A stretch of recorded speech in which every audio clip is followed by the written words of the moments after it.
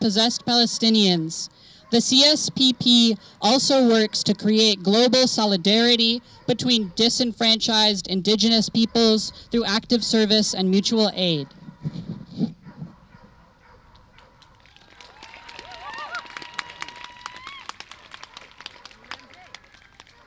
Salam, everyone.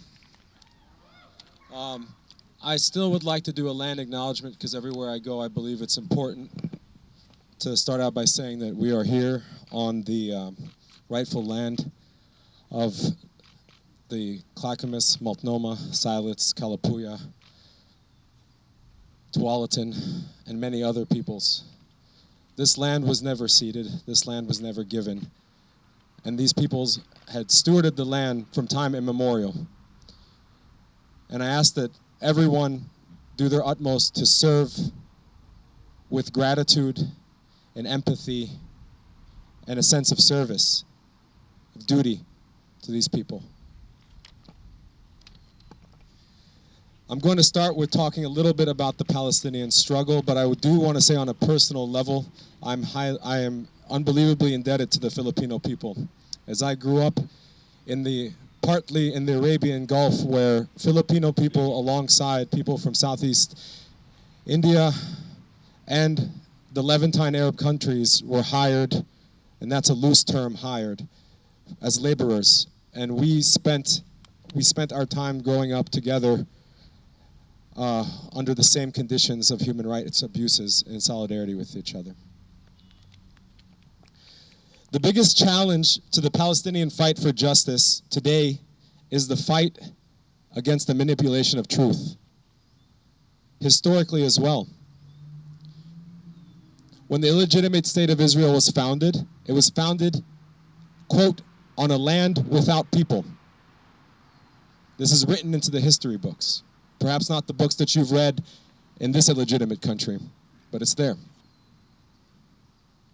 This was the first act of erasure of indigeneity and pluralism. For the land of Palestine included people of indigenous Jewish background, of pre-monotheistic religion background, pagans, people who were Muslims, Christians, people from northern Africa who migrated hundreds and hundreds of years ago. The claim that a land without people is the manipulation of truth, for it was a land of many people. There's also been a lie, a crime committed against the Jewish people by the forming of the State of Israel, in the sense that I often say there's nothing Jewish about the State of Israel, for it is founded on tenets that are anti-Judaic: oppression, occupation, the exiling of people, racism, apartheid. There's nothing Jewish about that. I have Jewish blood, for I'm a Palestinian. And I say that's the manipulation of truth. Since the Oslo Accords, in the more modern world, contemporary world, we've had lies. The lies of borders, the lies of the West Bank zone that has been occupied since 1967 almost entirely. The outrage today about the annexation of the West Bank is merely waking up from some sort of dream of blindness. The lies of the resources. What kind of self-determinating place the Palestinian territories has no access to its own water, cannot freely move. Have you visited the West Bank or Palestine? Did you go through Palestinian border control? No. There's no such thing. There never was, since the creation of the State of Israel and the exile of Palestinians. The lies of taxes. The West Bank Authority, the Palestinian Authority, collects taxes. That's a lie. Israel collects taxes and then disburses it back to the Palestinian Authority at the rate they wish after taking out money for the occupation. The lies of representation. We all know that since the 70s, there has been no Palestinian leader in politics, there was not a bought or uplifted puppet. There's been no women in any of the governments. That was intentional. The lies of international community support, the hypocrisy of the USA, it's hard to even say hypocrisy, for the United States never really did anything except actively fund the creation of the state. And these fake neoliberal acts of solidarity by places like Canada and Europe, even though we know that Europe was the imperial moneying. They were the investors. They were the seed funders of the state of Israel. And all this is done and upheld under a law that is similar to the terror law. Everything in the name of safety and protection and upholding democracy. A forever temporary status that denies due process.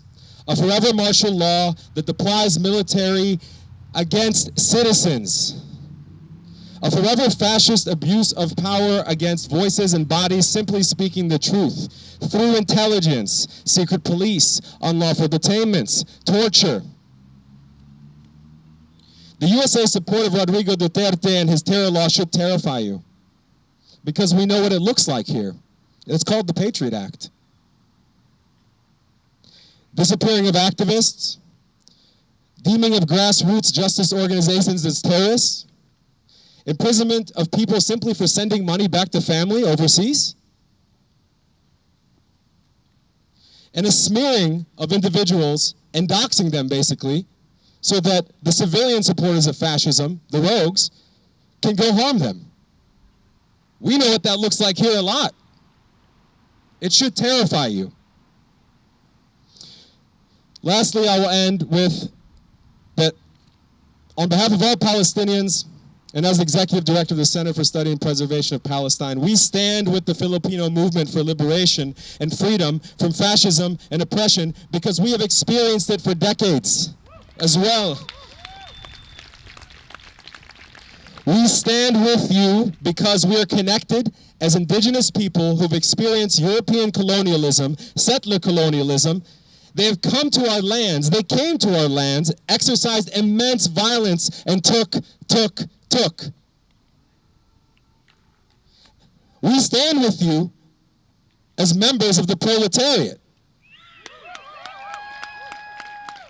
All of us are connected by the oppression and the collective disenfranchisement by the same masters.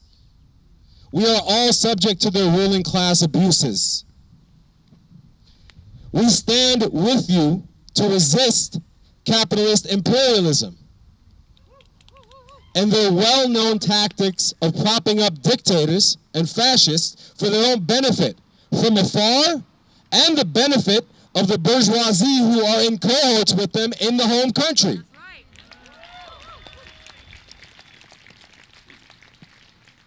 It's with great honor and privilege that you allow me to stand with you all.